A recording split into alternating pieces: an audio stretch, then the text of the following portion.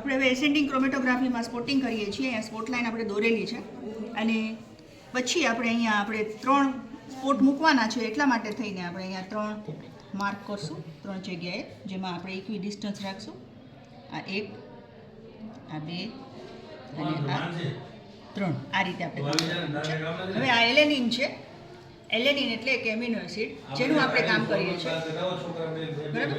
તો હવે આપણે શું કરવાનું, આ કેપિલરી છે જેને આપણે બહુ પાતળી બનાવી દીધી છે. એ કેપિલરી છે એ આપણે સોલ્યુશનમાં ડૂબાડીએ.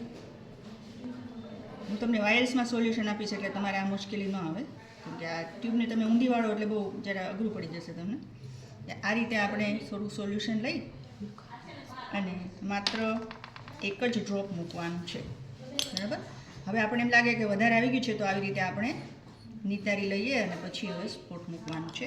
ધારો કે આપણે અહીંયા એલેનિનનો આ સ્પોટ મૂકે છે, બરાબર, આ બાજુએ તો આ રીતે તરત જ ઉંચકી લેવાનું છે, બરાબર.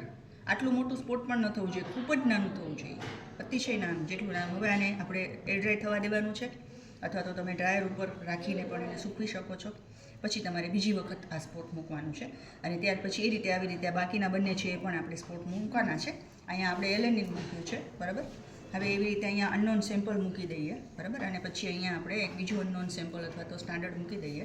3 તમને સ્ટાન્ડર્ડ આપવામાં આવશે, 3 તમને અનનોન સેમ્પલ આપવામાં આવશે ને એ રીતે તમારે કામ કરવાનું છે. ઓકે.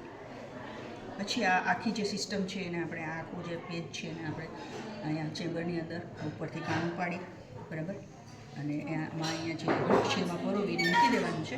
ડિસ્ટર્બ થવા દેવાનું નથી, બરાબર. 3 કે 4 કલાક અથવા તો 5 કલાકમાં આ આખું બંધ થઈ જશે. એસેન્ડિંગ છે એટલે ગુરુત્વાકર્ષણની ઊંધુંથી વિરુદ્ધ જવાનું છે એટલે થોડી વાર લાગશે, બરાબર. એટલે આપણે વહેલો સ્ટાર્ટ કરીએ છીએ પ્રેક્ટિકલ. એટલે ઉપર જ્યાં સુધી લગભગ આ પોણા સુધી ચડી જાય ત્યાં સુધી આપણે એ કામ કરવાનું છે. મતલબ 5 કલાક પછી આપણે એને લઈ લઈશું. પછી એમાં ડેવલપિંગ એજન્ટ છે એને સ્પ્રે કરીને પછી આપણે જે ડોટ્સ ક્રિએટ થશે એને આપણે પછી જોવાના છે અને એમાંથી આઈડેન્ટિફાઈ કરવાના છે કે આપણું જે સ્ટાન્ડર્ડ છે એની સાથે અનનોનનું કમ્પેરિઝન કરીને અનનોનમાં કયા એમિનો એસિડ આવેલા છે એ આપણે ફાઇન્ડ આઉટ કરવાનું છે. આ જ રીતે આપણે કાર્બોહાઈડ્રેટમાં પણ કરી શકીએ. Okay, thank you.